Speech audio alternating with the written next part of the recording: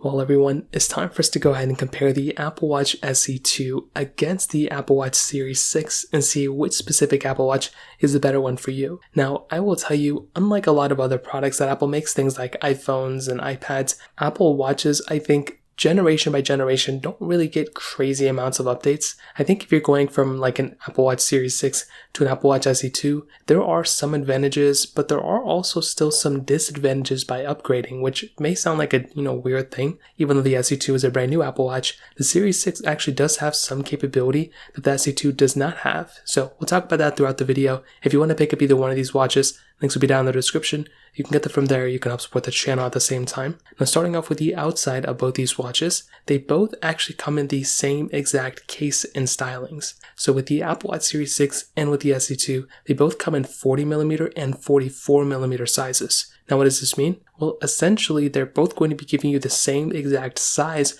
when you're holding them. The only main difference is the back of the SE2 is like a little bit different when it comes down to, I guess, the styling of it, but they use the same chargers, they use the same bands. They're pretty much almost identically the same thing when you look at the outside of both of them. But the only main advantage I would say for the Apple Watch Series 6, at least with the outside, is with that always on display. Although the brightness and levels and pretty much the panels themselves are the same, you are getting that always on display on that Series 6. So that is a cool advantage there, and honestly, that might be a deal breaker for some people. Do keep in mind, if you already own a Series 6, or if you plan on getting one of these, that is a pretty cool feature that is highlighted in every single Apple Watch release, which is very interesting. Now, on top of that, both these come in that GPS and GPS Plus cellular models now. Now that the Apple Watch Ultra came out and there's kind of a differentiation, I guess, between cellular and non-cellular models, do keep in mind these watches come in both those different types of models. Now, internally, this is where things are starting to get a little bit different. So with the Apple Watch Series 6 that came out back in 2020,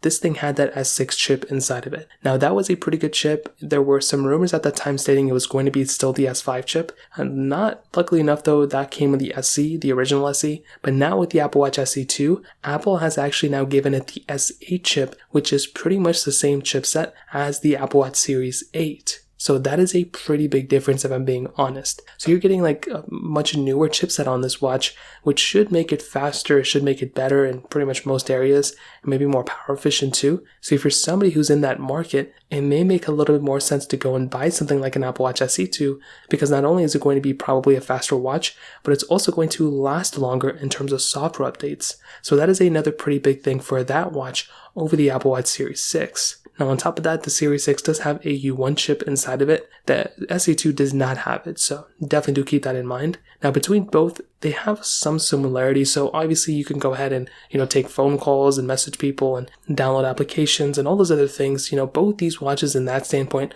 are almost identical. They have the same amount of storage inside them too, but when it comes down to the actual blood oxygen sensors, that is going to be more so with the Apple Watch Series 6 than with the Apple Watch SE2. If you're trying to utilize that ECG app, and I would say if you're trying to monitor your health a little bit more, the Apple Watch Series 6 is probably going to be the watch for you. Personally, I think if you're going to pick up a watch, that may make a little bit more sense, and this is where things like the Series 6 start making more of a sense in a way to actually pick up. With the SE2, you still have high and low rate heart rate, notifications.